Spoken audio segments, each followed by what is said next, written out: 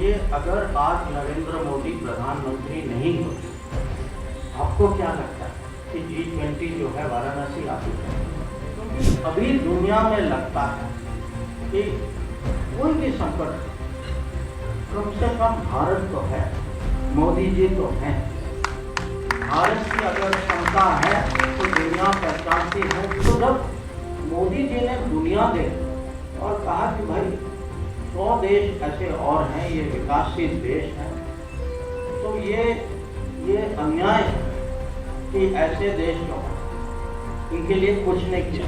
और वैक्सीन मैत्री के माध्यम से हमने करीब 100 देशों को वैक्सीन पहुंचाई।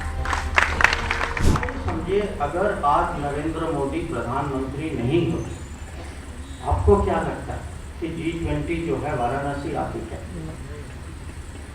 तो ये मेरा पहला बात। अब दूसरा उदाहरण किसी और क्षेत्र में। आप लोगों को याद होगा कि पिछले साल जब यूक्रेन में जब युद्ध शुरू हुआ, हमारे करीब 20,000 विद्यार्थी जो थे वो वहां फंस गए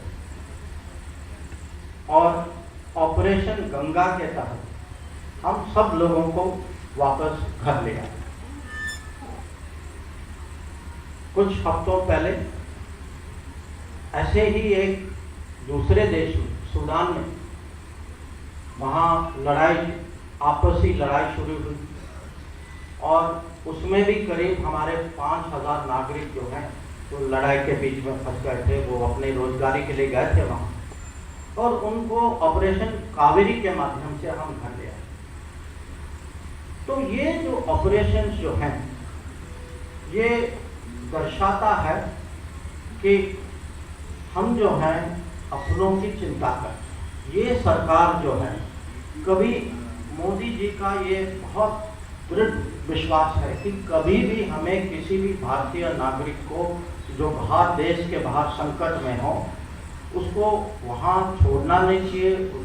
उसको विश्वास होना चाहिए कुछ भी हो भारत सरकार उसको बचाने के लिए आता। और ये ऑपरेशन, और मैं इनका इसीलिए मैं इस पे बल दे रहा हूँ क्योंकि उसी समय यूक्रेन का अगर आप उदाहरण लें, यूक्रेन में बहुत सारे देश, विकसित देशों ने अपने नागरिकों को भगवान भरोसे छोड़ दिया।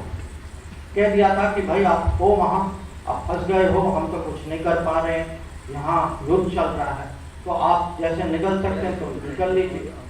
पर हम एक देश थे। अब ये मोदी सरकार की विशेषता देखिए, उनको निकालने के लिए 90 फ्लाइट गए, हर एयरलाइंस का फ्लाइट गया, भारत वायुसेना के जहाज गए। 5 मंत्री जो हैं उनकी ड्यूटी लगाई गई कि आप पड़ोस में रहेंगे और आप डायरेक्टली देखेंगे कि जब तक हमारे लास्ट स्टूडेंट नहीं निकलता आप वहाँ रहेंगे। आप जैसे निकलेंगे उनका देखभाल, उनकी ठंड में निकल रहे थे तो, और आप खुद देखेंगे कि जब से बॉर्डर क्रॉस करेंगे आप और प्लेन में नहीं चढ़ेंगे, ये आपकी जिम्मेदारी। तो मैं आपसे दूसरा प्रश्न पूछता हूँ, कोई और सरकार होती, आपको क्या लगता कि 5 मंत्रियों की ड्यूटी लगती वहाँ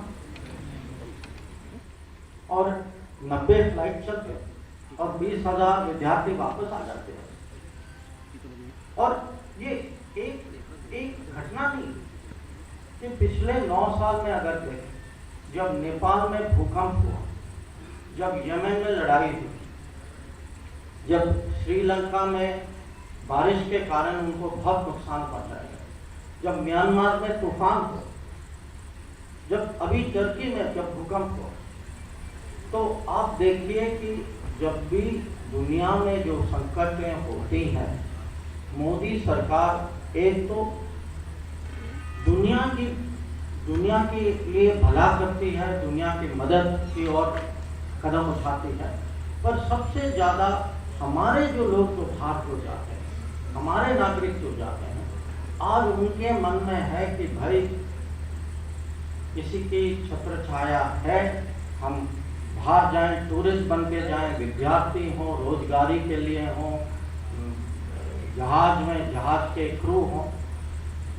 कि भारत जो है भारत की पहुंच जो है वहां तक है। कहीं भी हो, कुछ भी संकट आए, हम अपने देश पर विश्वास कर सकते हैं और ये बहुत बड़ी बात है। अब इसका उदाहरण यही परिप्रेक्ष्य जो है हमें महामारी के समय में भी दिखा है। जब महामारी आई और आप सब लोग 2020 की याद को रखते होंगे, उस समय शुरू में किसी को समझ नहीं थी कि इसका कितना गहरा प्रभाव होगा। अब जब तक समझ आए तब तक बॉर्डर बंद होने लगे, एयरलाइंस का आना जाना रुक गया और उस समय इतने लोग बाहर फंस गए कि जो भी कुछ लोग एक हफ्ते के लिए गए वापस नहीं आ पाए, पैसे भी खत्म हो गए। हमारे श्रमिक थे बाहर, बहुत सारी जब फैक्ट्रियां बंद होने लग गई तो उनके मालिकों ने कहा कि आप घर जाइए वापस। हमारे विद्यार्थी थे, हॉस्टलें जो है वो भी बंद हो रही। उनको बच्चों को बताया गया कि भाई पूरा देश हम क्लोज कर रहे हैं, हम हॉस्पिटल भी बंद कर रहे हैं, आप तो अपने घर चले जाइए, हमारे यहाँ तो जगह नहीं आपके। तो उस समय प्रधानमंत्री ने निर्णय किया था कि हम एक वंदे भारत मिशन चलाएंगे और जो भी हमारे लोग दुनिया में जहाँ भी हो, ये हमारा कर्तव्य है, ये हमारा दायित्व है कि हम उनको वापस लाएं। और आप ये याद करिए, दुनिया के इतिहास में आज तक इस संख्या में कि उस महामारी के समय में करीब 70 लाख नागरिक देश वापस वंदे भारत के माध्यम से। और जब वैक्सीनेशन का समय आया तो वही दुनिया, अब उस समय क्योंकि प्रधानमंत्री की छवि भी थी तो बहुत सारे देश जो हैं उन्होंने हमारी सहायता की। और आप जानते हैं कि जब वो डेल्टा वेव आया था कोविड का और ऑक्सीजन की कमी थी, उस समय भी बहुत सारे देश थे जिन्होंने कहा कि भारत ने पहले हमारी मदद की है, उन्होंने हमें दवाइयाँ दी हैं तो हम उनको ऑक्सीजन दें। तो दुनिया ने अपना भी कुछ जो कृतज्ञता था उसको भी प्रकट किया। पर जब वैक्सीन बने उस समय हम जब दुनिया की हालत देखे, दुनिया के करीब 200 देश, 195 197 ऐसे कुछ, इन 200 देशों में से करीब 100 देश थे जिनको कोई अपेक्षा नहीं थी कि उनके यहाँ वैक्सीन पहुंचे, क्योंकि वैक्सीन जो है ज़्यादातर विकसित देशों ने कब्जा कर रखा था, उत्पादन नहीं हो रहा था। उनके मन में था कि जब तक हमारे यहाँ वैक्सीनेशन खत्म नहीं होता तो हम दूसरों को वैक्सीन क्यों दें। तो जब मोदी जी ने दुनिया देखी और कहा कि भाई 100 देश ऐसे और हैं, ये विकासशील देश हैं, तो ये अन्याय है कि ऐसे देश जो हैं इनके लिए कुछ नहीं किया।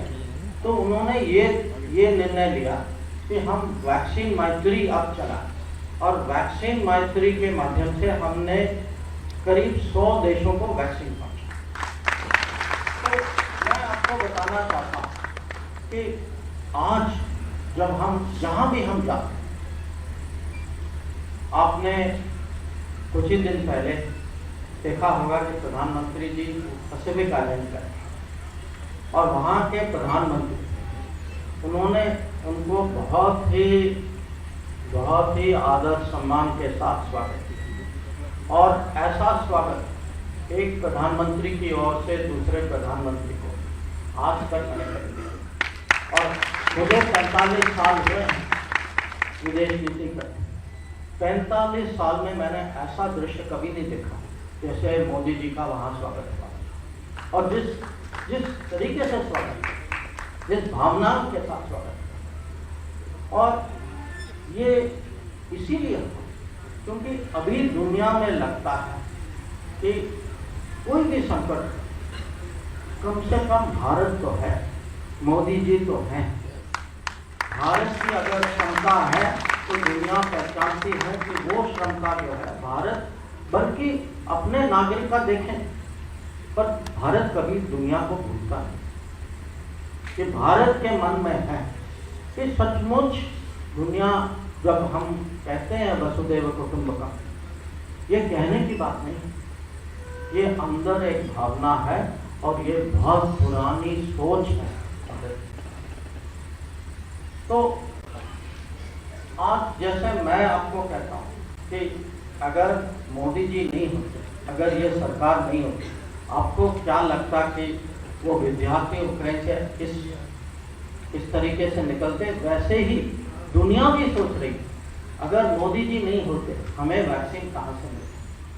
100 देशों में यह भावना है, 100 देशों में यह है कि हमारे नजदीक कहीं विकसित देश में वैक्सीन, ढेर सारे वैक्सीन पड़े थे, वो देने के लिए तैयार नहीं। किसी ने दूर से, क्योंकि मैं अगल बगल के देश की बात नहीं कर, पड़ोस की बात नहीं कर, मैं साउथ अमेरिका की बात कर, मैं पैसिफिक की बात कर, दूर दूर के देश जो है उनको लगता है कि कोई एक नेता था, कोई एक देश था, कोई एक लोग थे जिनको दुनिया की इतनी चिंता थी कि वो दूर से आए और जो हमारे अमीर पड़ोसी देना नहीं चाहते, इन्होंने